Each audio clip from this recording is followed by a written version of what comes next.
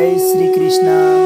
कहते हैं प्रार्थना हमेशा हृदय से होनी चाहिए, शब्दों से नहीं, क्योंकि भगवान उनकी भी सुनते हैं जो बोल नहीं सकते।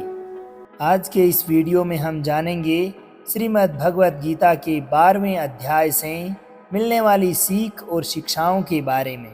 दोस्तों, अधूरा ज्ञान हमारे किसी काम का नहीं होता, इसलिए इस वीडियो को अंत तक देखें और आखिर में आपने इस अध्याय से क्या सीखा कमेंट करके ज़रूर बताएं। और अगर आप इस चैनल पर पहली बार आए हैं तो चैनल को सब्सक्राइब कर नोटिफिकेशन की बेल आइकन को ज़रूर दबाएं, क्योंकि आपको इसी से संबंधित वीडियोज़ आगे भी मिलते रहेंगे। तो दोस्तों, इससे पूर्व के वीडियो में श्रीमद् भगवत गीता जी के 11वें अध्याय में हमने जाना कि धनुर्धर अर्जुन के आग्रह करने पर भगवान श्री कृष्ण उन्हें अपना विराट विश्वस्त रूप दिखाते हैं। अब तक के अध्यायों में भगवान श्री कृष्ण ने अपने सखा और भक्त अर्जुन को अपने विराट स्वरूप के दर्शन दिए, जो अर्जुन के मन में इच्छा थी। श्री कृष्ण ने अपनी उन विभूतियों के बारे में बताया जिनके बारे में कि अर्जुन को पता नहीं था। अर्जुन ने अपने जीवन में महाभारत के उस समय तक जब श्रीमद् भगवत गीता भगवान श्री कृष्ण ने सुनाई, तब तक अर्जुन ने भगवान श्री कृष्ण को केवल और केवल अपना एक मित्र माना था। लेकिन जब भगवान श्री कृष्ण के दिव्य रूप के उसने दर्शन प्राप्त कर लिए, तब उसे समझ आया कि मेरे साथ तो साक्षात भगवान हैं।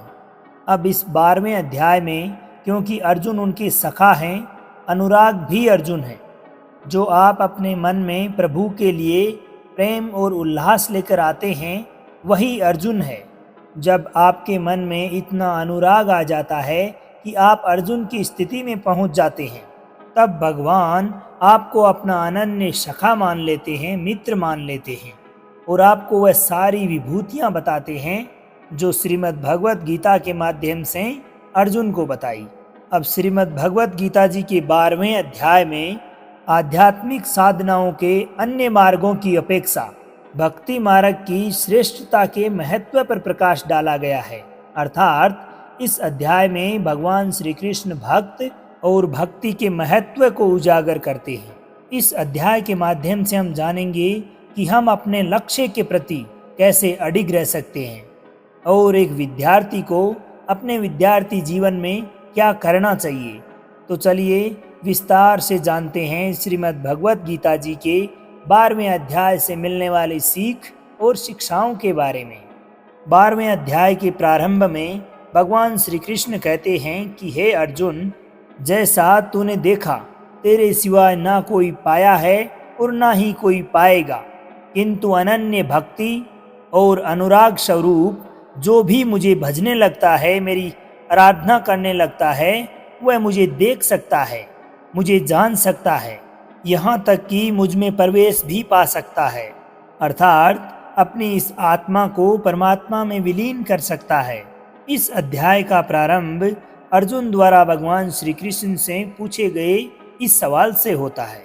अर्जुन पूछते हैं कि योग में किसे पूर्ण माने, क्या जो भगवान की साकार रूप में भक्ति करते हैं उन्हें, या वे जो निराकार ब्रह्मा की सदैव उपासना करते हैं उन्हें।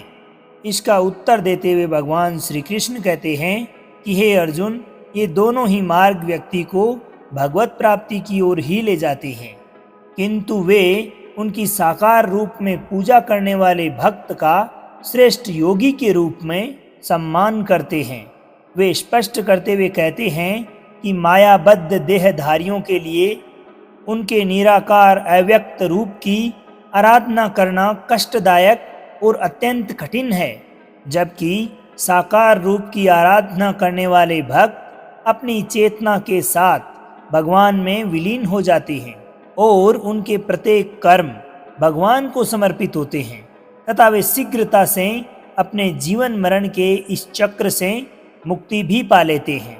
इसलिए भगवान श्री कृष्ण अर्जुन को अपनी बुद्धि उन्हें समर्पित करने और अपने मन को केवल उनकी परममय भक्ति में स्थिर करने के लिए कहते हैं, किंतु ऐसा प्रेम प्राय संघर्षमय आत्मा के लभ्य नहीं होता।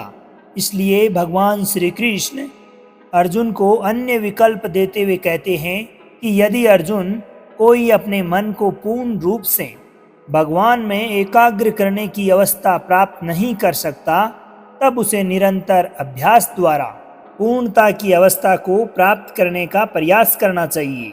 भक्ति कोई रहस्यमय उपहार नहीं है, इसे केवल निरंतर प्रयास से ही पोषित किया जा सकता है। यदि अर्जुन इतना भी नहीं कर सकता, तब भी उसे पराजय स्वीकार नहीं करनी चाहिए, अपितु इसके विपरीत उसे केवल श्री कृष्ण के सुख के लिए अपने कर्तव्यों का पालन करना चाहिए। यदि उसके लिए ऐसा करना भी संभव नहीं, तब उसे अपने कर्म फलों का त्याग कर देना चाहिए और अपनी आत्मा में स्थित हो जाना चाहिए।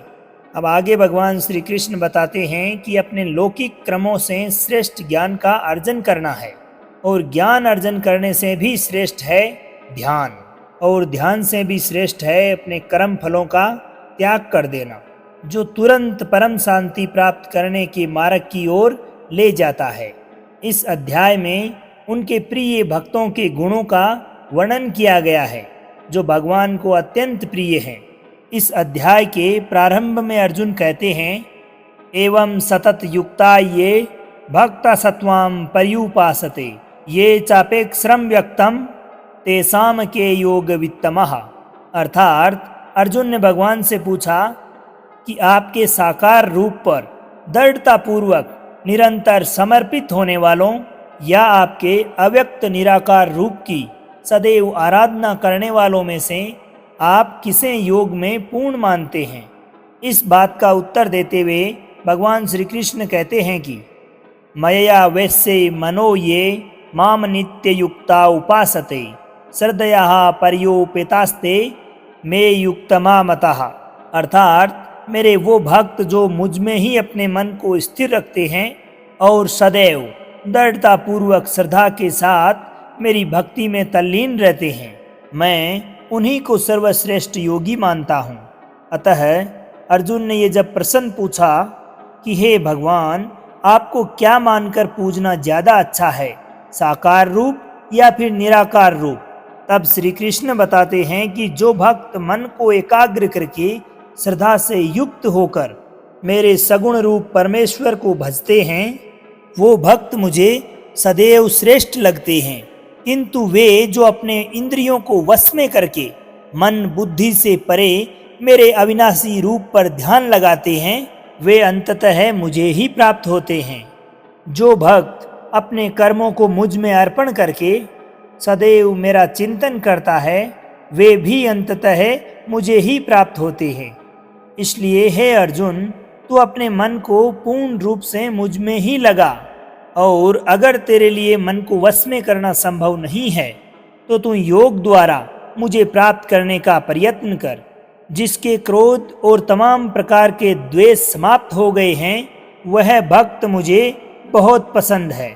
अगर तू अपने मन को रोकने के अभ्यास में भी असफल है, तो फिर तू मेरे लिए कर्तव्य परायण हो जा और कर्म फल का त्याग कर दे। अभ्यास से ज्ञान श्रेष्ठ है, ज्ञान से मुझ परमेश्वर का ध्यान श्रेष्ठ है, और इस ध्यान से भी श्रेष्ठ है सभी कर्मों के फल का त्याग करना, जिससे व्यक्ति को तुरंत ही शांति मिलती है।